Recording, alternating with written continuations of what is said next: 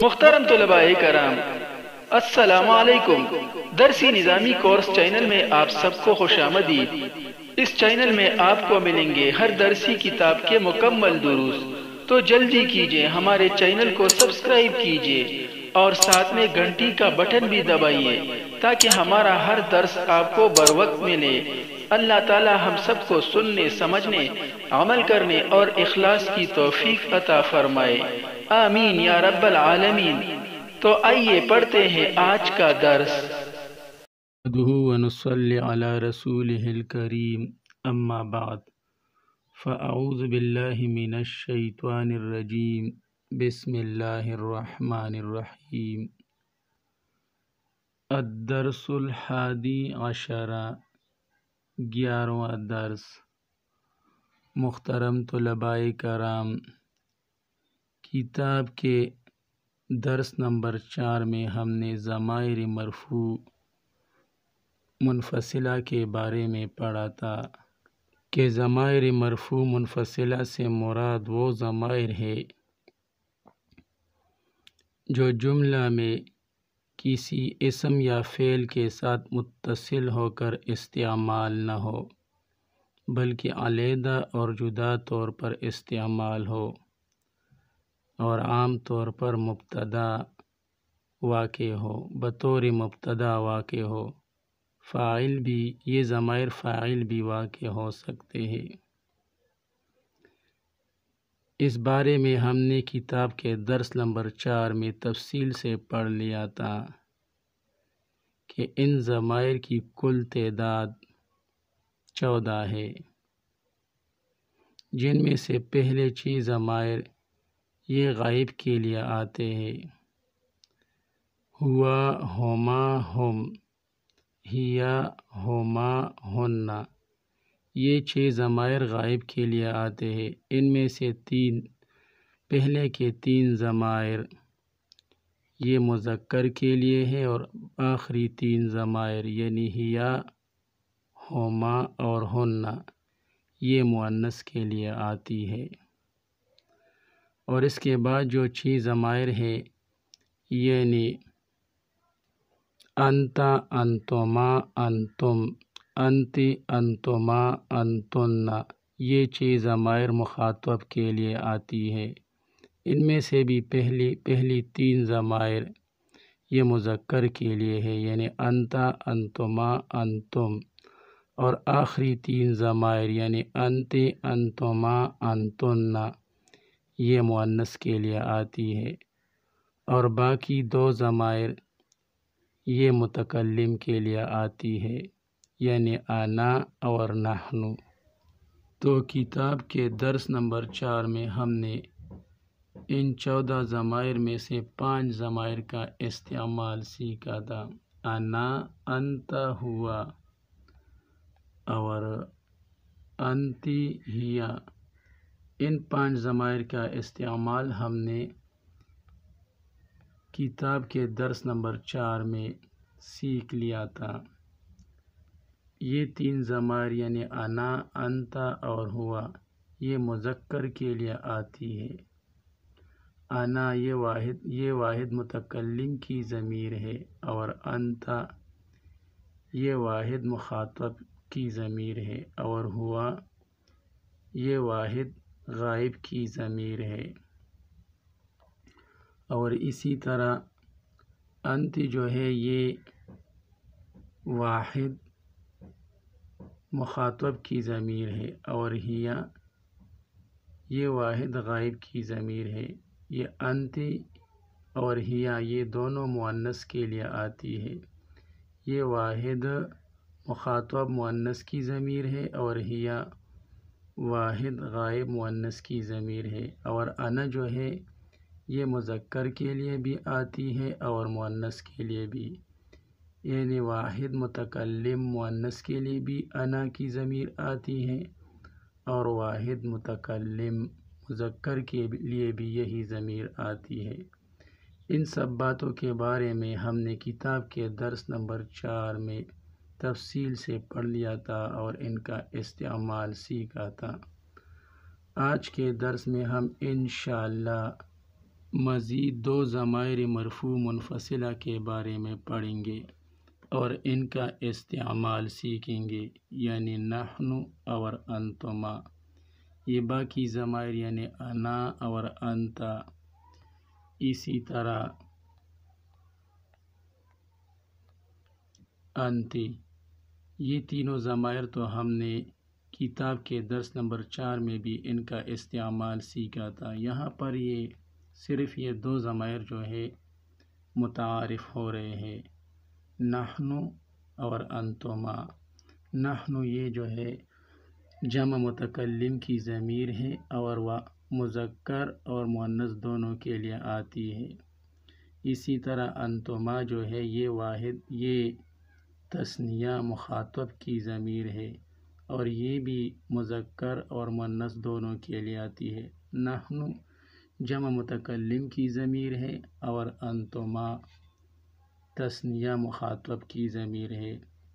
نحن بھی مذکر اور مؤنث دونوں کے لیے آتی ہے اور انتما بھی مذکر اور مؤنث دونوں کے لیے آتی ہے، اور یہ باقی ضمائر یعنی انا، انتا اور اسی طرح انتی، ان کا استعمال تو ہم نے کتاب کے درس نمبر 4 میں بھی سیکھ لیا تھا۔ انا جو ہے یہ واحد متکلم کی ضمیر ہے اور یہ مذکر اور مؤنث دونوں کے لیے آتی ہے۔ اسی طرح انتا جو ہے یہ واحد مخاطب کی ضمیر ہے اور یہ مذکر کے لیے آتی ہے، اور انت جو ہے یہ واحد مؤنث کی ضمیر ہے، واحد مؤنث مخاطب کی ضمیر ہے۔ تو اب آئیے درس کا باقاعدہ آغاز کرتے ہیں تاکہ ان ضمائر کا استعمال ہماری سمجھ میں آئے اور اس میں پختگی حاصل ہو اور ہم پختگی کے ساتھ جملوں میں ان ضمائر کا استعمال سیکھ لیں۔ انا رجل وہذا رجل، انا رجل میں ایک آدمی ہوں، وہذا رجل اور یہ ایک آدمی ہے۔ انا جو ہے یہ مبتدا ہے اور رجل اس کی خبر ہے۔ مبتدا خبر مل کر جملہ اسمیہ خبریہ ہو کر جملہ معطوفۃ علیہا وہ حرف عطف۔ ھذا رجل، ھذا مبتدا، رجل خبر، مبتدا خبر مل کر جملہ اسمیہ خبریہ ہو کر جملہ معطوفہ، یعنی یہ انا رجل جو ہے یہ جملہ معطوفۃ علیہا ہے اور ھذا رجل یہ جملہ معطوفہ ہے۔ انا رجل میں ایک آدمی ہوں، وھذا رجل اور یہ ایک آدمی ہے۔ اب اس بات کو ہم اس طرح بھی کہہ سکتے ہیں، نحن رجلان، ہم دو آدمی ہیں، ہم دونوں آدمی ہیں۔ نحن جس طرح جمع متکلم کے لیے آتا ہے بالکل اسی طرح یہ تثنیہ متکلم کے لیے بھی آتا ہے، چاہے مذکر ہو یا مؤنث۔ تو نحن رجلان ہم دونوں آدمی ہیں۔ انت رجل و انت رجل، اب فرض کریں دو آدمی آپ کے سامنے کھڑے ہیں تو پہلے آپ نے ایک کے بارے میں کہا کہ انت رجل، پہلے ایک کو مخاطب کر کے کہا کہ انت رجل تو ایک آدمی ہے، و انت رجل اور تو ایک آدمی ہے، یا تم ایک آدمی ہو۔ اب اگر اس بات کو ہم ذرا اور انداز سے کہیں، یعنی اس بات کو ہم اس طرح بھی کہہ سکتے ہیں، انتما رجلان، تم دونوں آدمی ہو، تم دو آدمی ہو۔ ہوا ولد وذالک ولد، وہ ایک لڑکا ہے، وذالک ولد اور وہ ایک لڑکا ہے۔ ہوا جو ہے یہ ضمیر ہے اور ذالک یہ اسم اشارہ ہے۔ اس بات کو ہم اس طرح بھی کہہ سکتے ہیں ہما ولدان، وہ دونوں لڑکے ہیں یا وہ دو لڑکے ہیں۔ ہما یہاں پر ضمیر ہے اور یہ تثنیہ مذکر کے لیے یہاں استعمال ہوئی ہے، کیونکہ ولدان یہ تثنیہ ہے اور مذکر ہے۔ ہما یہ مبتدا اور ولدان خبر، مبتدا خبر مل کر جملہ اسمیہ خبریہ۔ من انتما، تم دونوں کون ہو؟ نحن رجلان، ہم دونوں آدمی ہیں یا ہم دو آدمی ہیں۔ من نحن، ہم کون ہے؟ اب دیکھیں یہاں پر چونکہ دو آدمی ہیں تو ہم ترجمہ کریں گے ہم دونوں کون ہیں، کیونکہ نحن یہ تثنیہ کے لیے بھی آتی ہے اور جمع کے لیے بھی، تو موقع اور محل کے مناسبت سے اس کا ترجمہ ہم کریں گے۔ من نحن، ہم دونوں کون ہیں؟ انتما رجلان، تو سامنے والا جواب دے گا جس سے آپ پوچھ رہے ہیں، تم دونوں، وہ جواب دے گا کہ تم دونوں آدمی ہو یا تم دو آدمی ہو۔ من ہما، وہ دونوں کون ہے؟ اب آپ کسی اور کے بارے میں پوچھ رہے ہیں کہ وہ دونوں کون ہے، تو جس سے آپ پوچھ رہے وہ جواب میں کہے گا کہ ہما رجلان، وہ دونوں آدمی ہے یا وہ دو آدمی ہے۔ حل انتما مسلمان، اب فرض کرے دو آدمی، دو مسلمان آپ کے سامنے کھڑے ہیں اور آپ ان سے پوچھ رہے ہیں کہ حل انتما مسلمان، کیا تم دونوں مسلمان ہو؟ تو جواب میں وہ کہیں گے نعم، ہاں، نحن مسلمان، ہم دونوں مسلمان ہیں یا ہم دو مسلمان ہیں۔ حل نحن پاکستانیان، کیا ہم دونوں پاکستانی ہیں؟ کیا ہم دونوں پاکستانی ہیں؟ نعم، ہاں، انتما پاکستانیان، ہاں تم دونوں پاکستانی ہو یا تم دو پاکستانی ہو۔ تو اس طرح یعنی آپ نے پوچھ لیا کہ ہم دونوں کسی سے پوچھ لیا کہ کیا ہم دونوں پاکستانی ہیں، تو چونکہ آپ پاکستانی تھے تو اس وجہ سے اس نے جواب دیا کہ ہاں تم دونوں پاکستانی ہو یا تم دو پاکستانی ہو۔ حل ہما رجلان، کیا وہ دو آدمی ہے یا کیا وہ دونوں آدمی ہے؟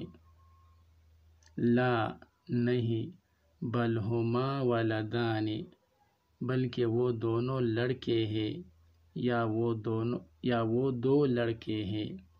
من انتما، تم دونوں کون ہو یا تم دو کون ہو، دونوں طرح سے یہ ترجمہ کیا جا سکتا ہے۔ من انتما، تم دونوں کون ہو یا تم دو کون ہو۔ نحن خالد و محمود، ہم دونوں خالد اور محمود ہے۔ انا، نحن، انت، انتما، اب صاحبی کتاب ان ضمائر کے سمجھانے کی کوشش کر رہے ہیں۔ انت بنتن و انت بنتن، اب فرض کرے دو لڑکیاں سامنے کھڑی ہیں اور کسی مؤنث کے سامنے دو لڑکیاں سامنے کھڑی ہے، تو پہلے وہ ایک سے کہتی ہے انت بنتن، تو ایک لڑکی ہے، پھر دوسری کی طرف متوجہ ہو کر کہتی ہے وانت بنتن، اور تو ایک لڑکی ہے، تم ایک لڑکی ہو اور تم ایک لڑکی ہو۔ اب اگر وہ اس جملے کو اس طرح کہنا چاہے تو بھی کہہ سکتی ہے انتما بنتان، تم دونوں لڑکیاں ہو، تم دو لڑکیاں ہو۔ ہیا بنتن، وہ ایک لڑکی ہے، وتلک بنتن، اور وہ ایک لڑکی ہے۔ ہیا یہ ضمیر ہے اور تلک یہ اسم اشارہ ہے۔ اس بات کو اس طرح بھی کہا جا سکتا ہے ہما بنتان، وہ دونوں لڑکیاں ہیں یا وہ دو لڑکیاں ہیں۔ ترکیب نہایت آسان ہے، سب جملوں کی ترکیب نہایت آسان ہے۔ ہما بنتان، ہما مبتدا اور بنتان خبر، مبتدا خبر مل کر جملہ اسمیہ خبریہ۔ من انتما، تم دونوں کون ہو؟ اب مؤنث کے بارے میں پوچھا جا رہا ہے، یعنی انتما جو ہے یہ مذکر کے لیے بھی آتی ہے، یہ ضمیر اور مؤنث کے لیے بھی آتی ہے۔ یہ تثنیہ مخاطب کی ضمیر ہے، مذکر کے لیے بھی آتی ہے اور مؤنث کے لیے بھی۔ چونکہ یہاں پر ایک مؤنث دوسری مؤنث کو مخاطب کر کے پوچھ رہی ہے، اس لیے ترجمہ کرتے وقت بھی اس بات کا خیال رکھیں گے۔ من انتما، تم دو یا دونوں مؤنث کون ہو؟ نحن بنتان، ہم دونوں لڑکیاں ہیں یا ہم دو لڑکیاں ہیں۔ من ہما، وہ دونوں کون ہے یا وہ دو کون ہے؟ ہما بنتان، وہ دونوں لڑکیاں ہیں یا وہ دو لڑکیاں ہیں۔ ترکیب نہایت آسان ہے۔ حل انتما مسلمتان، حل انتما مسلمتان، کیا تم دونوں مسلمان ہو؟ تم دونوں مؤنث مسلمان ہو؟ یہ دیکھیں مسلمتان، وہاں پر مسلمان لفظ استعمال ہوا تھا، مذکر کے لیے مسلمان اور مؤنث کے لیے مسلمتان۔ حل انتما مسلمتان، کیا تم دونوں مسلمان ہو؟ نعم، ہاں، نحن مسلمتان، ہم دونوں مسلمان ہیں۔ حل ہما مصریتان، کیا وہ دونوں مؤنث مصری ہے؟ لا، نہیں، بل ہما پاکستانیتان، بلکہ وہ دونوں پاکستانی ہے۔ جب مذکر کے بارے میں پوچھا گیا تھا تو وہاں پر پاکستانیان لفظ استعمال ہوا تھا، پاکستانیان لفظ استعمال ہوا تھا، کیونکہ مذکر کے لیے پاکستانیان لفظ تثنیہ آتا ہے، مذکر تثنیہ جو ہے وہ پاکستانیان ہے، اور مؤنث ہے جو ہے وہ پاکستانیتان، پاکستانیون، پاکستانیان، پاکستانیون، پاکستانیتن، پاکستانیتان، پاکستانیات۔ تو اس کا تثنیہ جو ہے مؤنث کے لیے پاکستانیتان ہے۔ من انتما، تم دونوں کون ہو؟ نحن فاطمۃ و زینب، ہم دونوں فاطمہ اور زینب ہے۔ آج کے لیے اتنا ہی کافی ہے، باقی انشاءاللہ کل پڑھیں گے۔ اللہ تعالی ہم سب کو علم نافع عطا فرمائے، آمین۔ وصلی اللہ تعالی علی خیر خلقہ محمد و آلہ و اصحابہ اجمعین برحمتک یا ارحم الراحمین۔